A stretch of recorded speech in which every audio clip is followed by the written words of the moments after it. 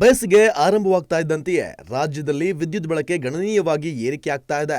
ಈ ಪರಿಣಾಮ ಬೆಳವಣಿಗೆಯನ್ನ ಸೂಕ್ಷ್ಮವಾಗಿ ಪರಿಗಣಿಸ್ತಾ ಇರುವ ಇಂಧನ ಇಲಾಖೆ ಮತ್ತು ಅಧಿಕಾರಿಗಳು ಉಚಿತ ವಿದ್ಯುತ್ ನೀಡುವ ರಾಜ್ಯ ಸರ್ಕಾರದ ಗೃಹಜ್ಯೋತಿ ಫಲಾನುಭವಿಗಳ ಪಟ್ಟಿಯನ್ನ ಪರಿಷ್ಕರಣೆ ಮಾಡುವ ಸಾಧ್ಯತೆ ಇದೆ ಅಂತ ಹೇಳಲಾಗ್ತಾ ಇದೆ. ಹೌದು, ಕರ್ನಾಟಕ ರಾಜ್ಯ ಇಂಧನ ಇಲಾಖೆ ಅಧಿಕಾರಿಗಳು ಗ್ರಾಹಕರ ವಿದ್ಯುತ್ ಬಳಕೆ ಮಾದರಿ ಮತ್ತು ಗ್ರಾಹಕರ ವಿದ್ಯುತ್ ಬಳಕೆಯ ಮಾದರಿಯನ್ನ ಸೂಕ್ಷ್ಮವಾಗಿ ಗಮನಿಸ್ತಾ ಇದ್ದಾರೆ.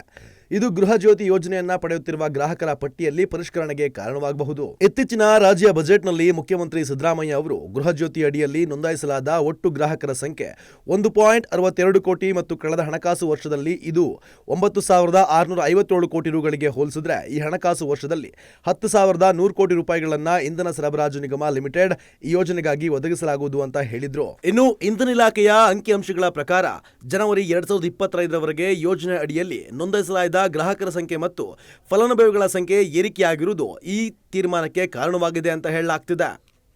ಅಲ್ಲದೆ ಫೆಬ್ರವರಿಯಿಂದ ಬೇಸಿಗೆಯ ತಾಪಮಾನವು ಹೆಚ್ಚಾಗಲು ಪ್ರಾರಂಭವಾಗುವುದರಿಂದ ನಿಜವಾದ ಸ್ಥಿತಿಯನ್ನ ತಿಳಿಯೋದಕ್ಕೆ ನಾವು ಫೆಬ್ರವರಿ ಮತ್ತು ಮಾರ್ಚ್ 2024 ಮತ್ತು ಫೆಬ್ರವರಿ ಮತ್ತು ಮಾರ್ಚ್ 25ರಲ್ಲಿ ಯೋಜನೆಯನ್ನ ಪಡೆಯುವ ಗ್ರಾಹಕರ ಸಂಖ್ಯೆನ ಲೆಕ್ಕ ಹಾಕ್ತಿದ್ದೀವಿ ಅಂತ ಮತ್ತೊಬ್ಬ ಅಧಿಕಾರಿಗಳು ಹೇಳಿದ್ದಾರೆ. ಒಟ್ನಲ್ಲಿ ಅಂದುಕೊಂಡಂತೆ ಆದ್ರೆ ವಿದ್ಯುತ್ ನೀಡುವ ರಾಜ್ಯ ಸರ್ಕಾರದ ಗೃಹಜ್ಯೋತಿ ಫಲಾನುಭವಿಗಳ ಪಟ್ಟಿಯನ್ನ ಪರಿಷ್ಕರಣೆ ಮಾಡುವ ಸಾಧ್ಯತೆ ಇದೆ.